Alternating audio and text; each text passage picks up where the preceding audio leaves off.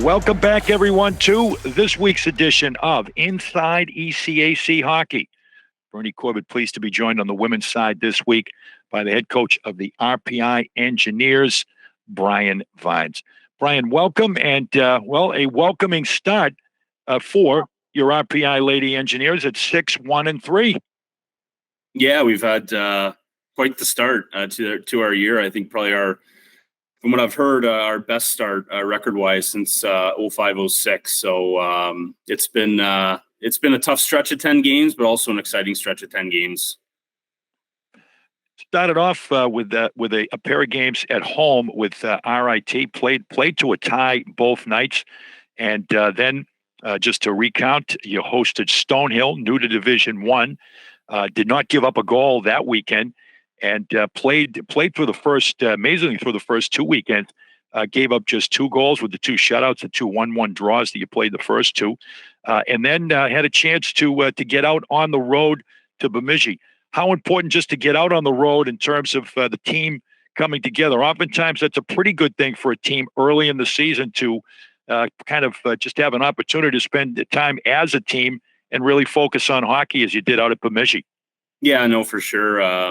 That's typically why we try and schedule those trips if we can in October, just for that team bonding and camaraderie. I think is really important, especially at the start of the year. And September's can be really, really busy for college student athletes, just with all the demands of academics starting up again and everything else. So it was nice to get off campus and spend some time together and continue to build those relationships. We've got a really veteran team this year as well, though. So I felt we handled the travel probably the best we have over the last few seasons, just in terms of that veteran experience. And they really treated it like a business trip at the end of the day. But Bemidji was they're tough every year, and they were, both games came right down to the wire. Well, as a former defenseman and one of great note, and we'll talk a little bit about your reputation as the blue line whisperer, if you will. With the success that you've had developing defensemen, I just can't even imagine just going through and researching and looking at your body of work here as I did, to give up just 4 goals in your first 6 games. And then, of course, we'll bring it up to date with most recently against what you've done. But through those first 6 games, it's just remarkable. I thought I was looking at a World Cup soccer team. We pride ourselves on being really hard to play against defensively and structured, taking away time and space when we don't have the puck and getting it back. And in the offensive side of the game, we're continuing to grow and develop. But it's always got to be a staple of ours. And we've been really, really fortunate in my tenure here. And again, this year we have third team all ECAC goalie Amanda Rampado coming back as a 5th-year graduate student for us. So that experience as well, when your last line of defense is Rampy back there, gives the team a lot of confidence. That especially early in the season, you can make some mistakes and she's going to have your back. And I thought, this past weekend, I thought the team did a really good job for Rampy as well, giving her kind of that run support over our last 2 games. I like that with the World Series starting. You can talk about run support. I like that reference. Yeah, just you're talking about the goaltender, and just some insight and perspective on what she has meant to the program. We're talking about Amanda Rampado, veteran presence there for you, and the numbers are just amazing through 8 games, 1.69 goals against, .937 save percentage, and 5-1. Just seems to be handling everything with great poise back there. Yeah, she's the backbone of our team, and not just on the ice, but also off the ice. Her and Mara Wagner also returns as 5th-year captains, and they have a previous season with wearing the C on their jersey as well. And so that experience, in terms of off the ice stuff and helping onboard our 8 new players. We have 7 freshmen and another graduate transfer as well. So she's been really, really important in getting them comfortable and, in line with how we like to do things here and helping them get immersed in our culture. Ellie Kaiser's your leading scorer with 6 goals. She's topping the score sheet in both goals and points. But really, Bryan, the distribution and the balance up front is striking. The fact that you've got a half a dozen players that have got at least 3 goals this early in the season, it'll be a difficult team to defend against, or for a team to be able to focus on from a defensive standpoint when you have that kind of distribution. Yeah, no, for sure. And, it's something we've been really working really hard on. It's been a real focus of ours at the start of the year, having all, 4 lines, be able to play 200 feet and really grow our games on the offensive side of it. But, we've got to roll 4 lines. I think that works best for us, just in terms of the energy that we need to play with. And then I think our freshmen have taken huge steps on a really early going. You see them out there every week in open ice and working on their, skill development and all those types of things. They're up in our coaches' offices, watching video. And so that gives you a great balance from top to bottom, because, we've been dressing basically 3 freshman forwards in some pretty prominent roles early in our season. And I think that's also a testament to our leadership group. This is the most veteran team that I've coached in my tenure here. And, I think we have 5 graduate students. We have, 9 seniors as well. So they've really been impactful on our younger players and also the balance throughout our lineup. How significant has it been for you, and once again, your reputation and working with Blue Liners, to be able to count on some of those veteran defensemen that have been part of your system, been acclimated, and know what to expect, and know what is required of them night in and night out to bring some of those younger players along? Yeah, I mean, we've got 2 freshmen D that have played a lot of minutes in all situations right at the start of the year, and I don't think you can do that if you can't pair them up with a veteran, and we've got a bunch of them. We're actually missing one of them right now. She's still recovering from an injury she sustained last January, and we're hoping to get Magdalena back within the next few weeks. But in the meantime, I mean, Taylor Ziorini, MJ Alexander, they've been, and Taylor Larson, our assistant captain, have just been a really steadying force back there. And, and just their communication, I think, on the ice really, really gives confidence to some of our younger players. And we really look at them as an extension of our coaching staff as we're developing, some pretty talented young Blue Liners. And into league play, and that is not to be discounted in any way when you think about the ECAC. And I want to get your insight on that. This past weekend, a couple of really tight, dramatic overtime wins. You beat Dartmouth 5-4, and a game that you had a timely power play goal was what loomed large for you. And had a 5-4 victory there to start the weekend, and then followed that up with a 5-4 victory over Harvard. When you look at what you're going to face in the league, it's just amazing to me when I look at the ECAC women's side here, year in and year out, to just how tough. I mean, quantity and quality of that league is just remarkable. You've been around that circuit now in your 7th year, and you've seen this league really emerge as very, very prominent on the national scene.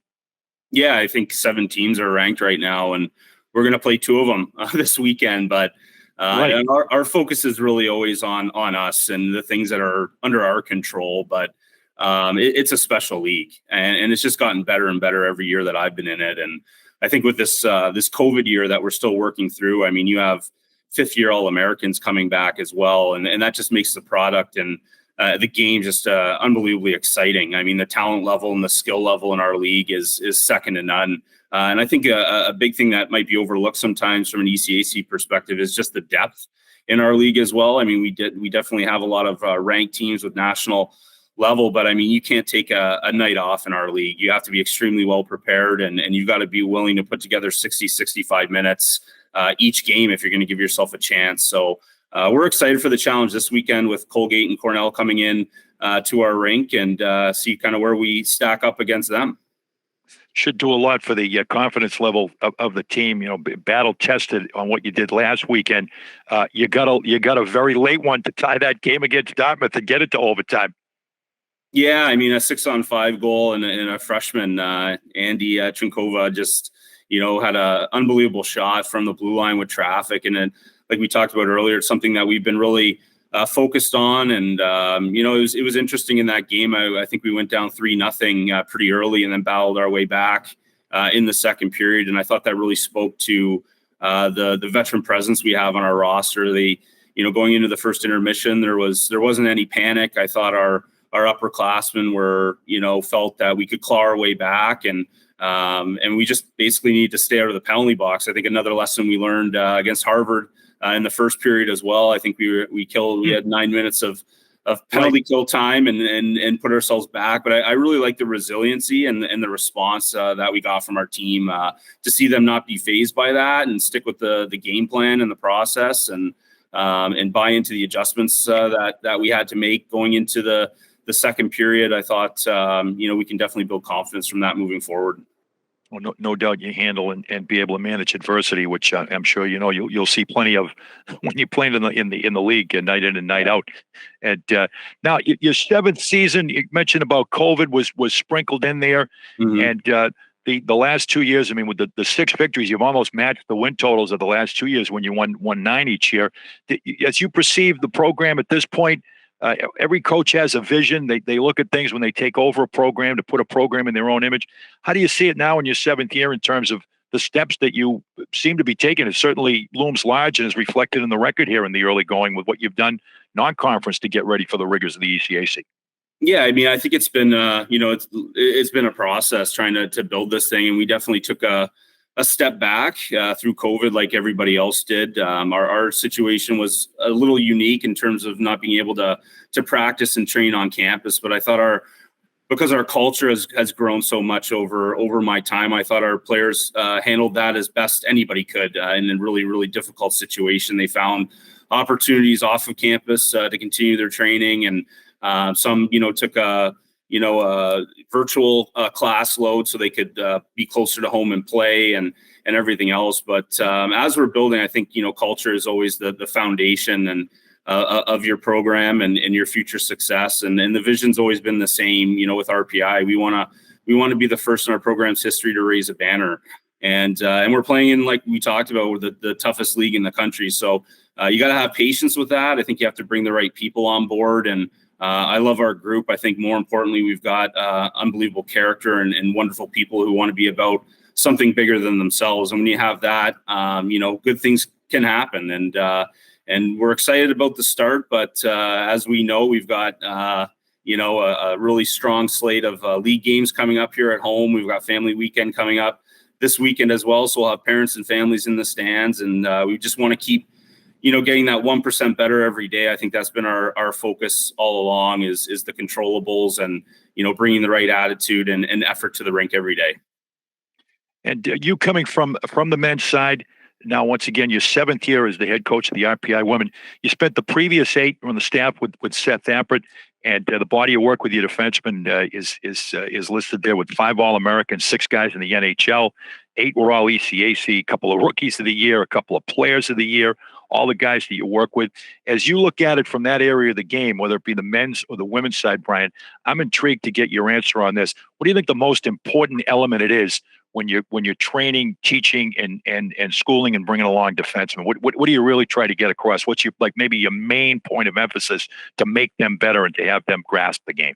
Yeah, I think it's details and habits are what it always comes down to, and you can never get good enough at the fundamentals. And sometimes that's boring, unfortunately. But if you bring the right players in that are driven and want to get better and want to be coached and want to be out on the ice like they were yesterday morning at 7 a.m, working with Ben Murphy, my assistant, Tara Connolly, my other assistant, and Jamie Hazelton, then you're going to grow and you're going to develop. And I think that's been the real key is first you get the right people on the bus that want to get better.